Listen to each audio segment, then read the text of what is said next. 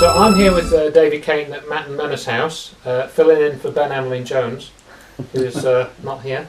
And we had a marvellous talk from David last night at the group here in High Wycombe, and he told us a story, well not told us a story, but gave us an account of a very interesting case in Australia, which happened in 1993, with some extraordinary pictures which hopefully we're going to put in this video.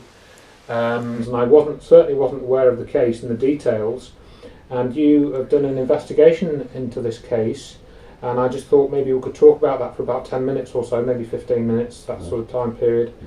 And if you can sort of go through the details of how you became aware of this and the people involved and so forth, and then, as I say, we'll try and put the pictures in the video. Right.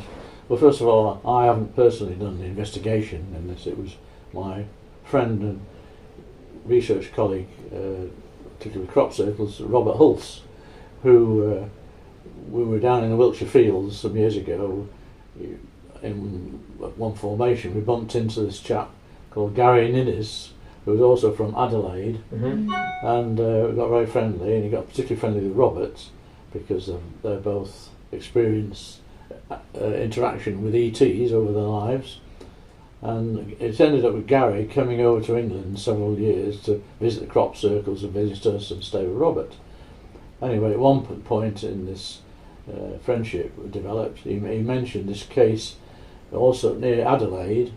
It's a place called Maslin Beach, where this chap called Eric Thomason had accidentally taken 3 photographs, or maybe 4, of a UFO coming out of this water and then hovering more or less opposite, about 200-300 feet off the surface.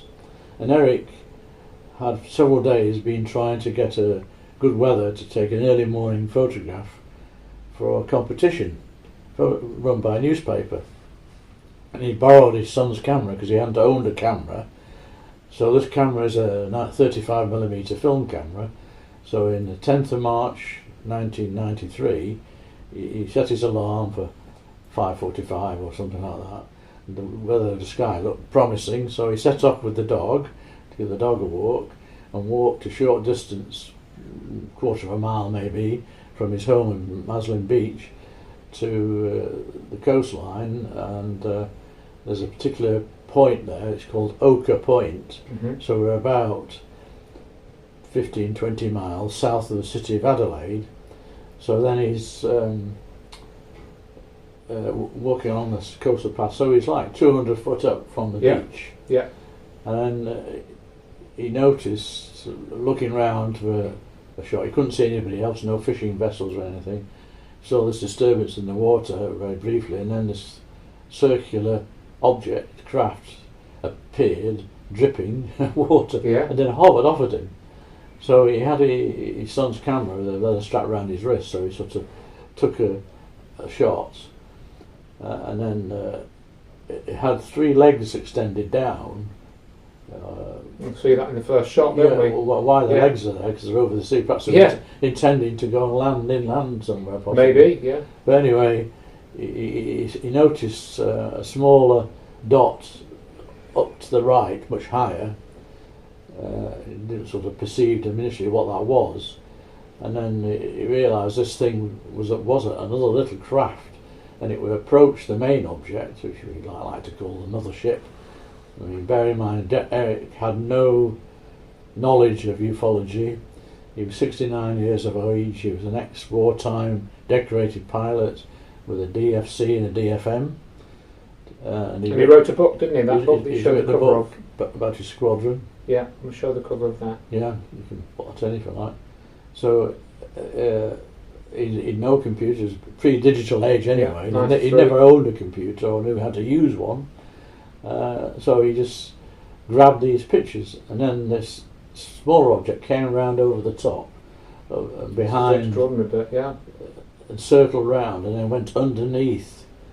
And in the 3 shots, it docks and fits neatly and snugly into the hollowed centre of the mothership, which was like a donut recess. And you could see on the angle of the I think it was tilted at one point, and you could see visually what like a railed gantry over the periphery of the curvature that you could see into it with lights or something.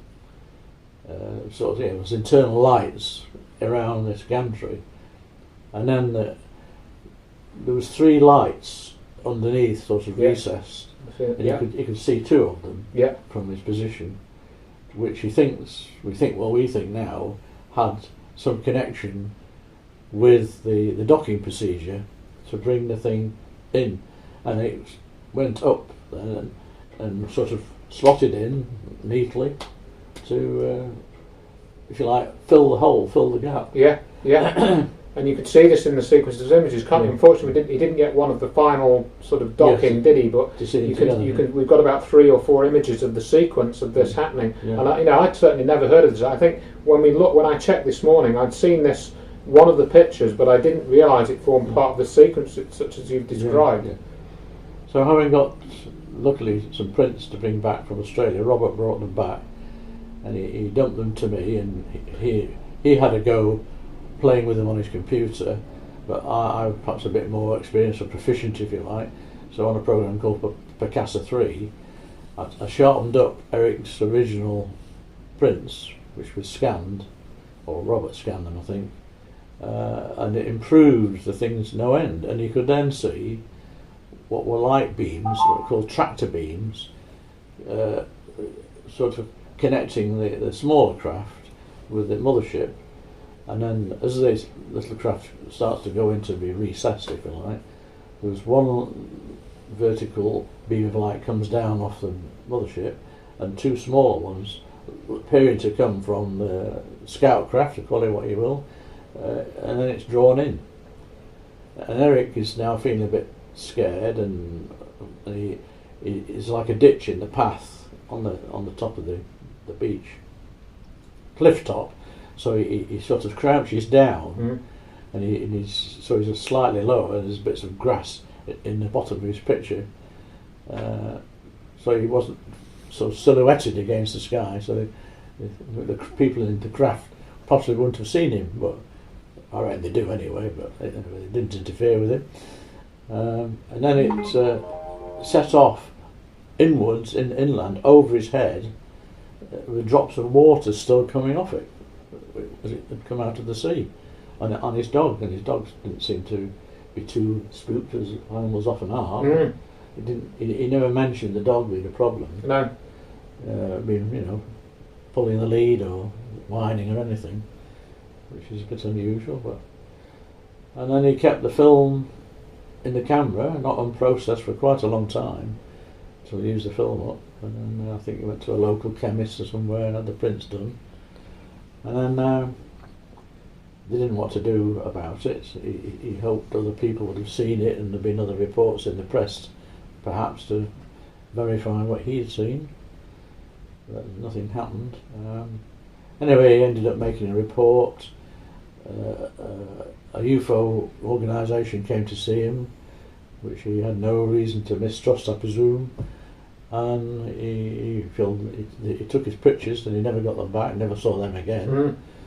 And then his son had a role in the military, I think the Australian Air Force, and said to his dad, "We'll borrow the negatives, and we would like to have a proper look at them." So, trusting his son and not being aware of any skullduggery going on with suppression of UFO business, as ufologists are, be very careful what you do. He very innocently handed over his negatives to his son, who, and months later, I suppose he asked umpteen times, he got them back, and they damaged the negatives, which I assume was a deliberate act to do that.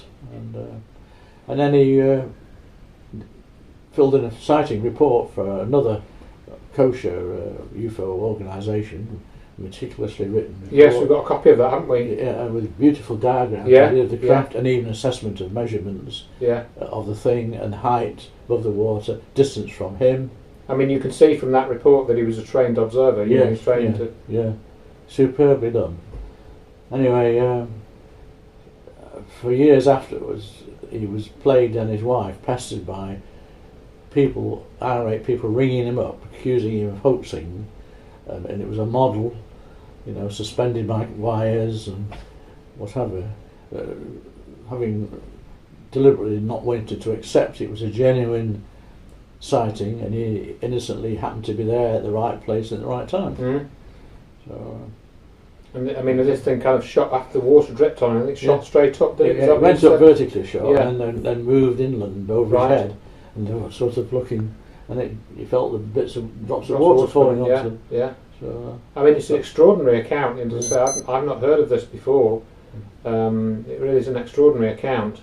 And so I mean, the other thing that you also mentioned was when we were discussing this yesterday on the drive down, was that Robert Hulse, who'd also done a lot of work on this, and he actually went out to meet this fellow, didn't Eric? Yeah. and his wife, yes. And we've got this picture of them as well. Yeah. And then he kind of wanted to put that on the UFO casebook forum, didn't he? He So did, tell he us did. about that situation that arose Yeah, there. well, Robert was thinking, by the way, he was quite happy for me to talk about the case on last night in the talk. And obviously, I think he'll be okay about what we're doing. Right, well, we'll ask him. We're going to ask Yes, him, aren't we? yes. So, yeah. So he decided to give it an airing because he was acting as a crop circle moderator on UFO casebook forum. It's a Yeah. forum. So he put the pictures up with a bit of a tale, from what I've said now, I suppose, Yes. about Eric Thomason and how he came to take the pictures. And the site he was swamped with people condemning it as a hoax again, just like repeating what happened to Eric in Australia, which got Robert a bit cross, I suppose. He did his best to defend our corner of the authenticity of the report and the images. But he got a bit disenchanted, and after a while he removed his name to be a moderator with Casebook. So I think that's the only other time, apart from private and friends, that this case has been explored. Right, and I mean, we were talking about this morning as well, and I was talking about this case with Mark McCandlish, the aerospace illustrator, and the alien reproduction vehicle. Yeah. And then when I did a search for that image, or maybe I'll show that, that the one that you've shown us, and it wasn't as clear a version, was one of the ones that appeared. So, I thought, you having shown these images, that it did look a little bit like this so-called ARV. And somebody else had obviously thought the same thing and done this comparison. But all these other details that you've given, I'd never heard of that. And this whole extraordinary thing with the docking in daylight, when you first told me this yesterday, I thought I assumed this would be in the dead of night. But this is, as you see in the pictures, it's like, and this is another example. 6 o'clock in the morning. 6 o'clock in the morning. This is another of those examples where you'll typically go to some newbie, there's no clear pictures of a flying saucer have ever been taken anywhere, therefore they're not real. Well, I'm sorry, but this is like crystal clear. Yes. And as you'll see if I show this image again, the thing that really struck me was the lighting, where we've got the smaller object, which I think is just about to dock. It's kind of seems to be at an angle before it goes into dock. And you can see the edge of that object, and you can see the edge of the larger object, and the angle of the sun matches perfectly. And you can just see from the lighting that this is a real situation, and all the other details that you've given. We know the name of the guy, we know where he was, we know the time, we know why he was there, and yet people will put these CGI fakes up, and there's no background, there's no witness name, there's no description of where they were, and they'll say, "Oh, this is the best UFO film ever shot." And there's that particular one you might have seen that was alleged to have been shot in Haiti. That was about 6 or 7 years ago, with these incredible looking things. But there were no named witnesses with it. But this is completely the opposite of that. We've got crystal clear pictures, a very detailed witness account from a highly qualified and respected witness, and we've got the whole story that you've given. We know the provenance, we know that there was problems with the negatives and that sort of thing, and prints were taken, and we know all of that.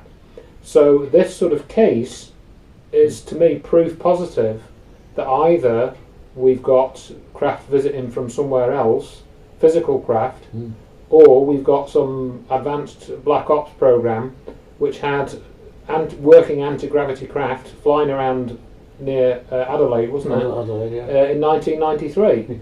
You know, that's only my two explanations for it. Yeah. And the fact that Robert had this experience on the forums, where essentially he is disclosing highly classified information, even though he doesn't. That's not the way he would describe it, perhaps.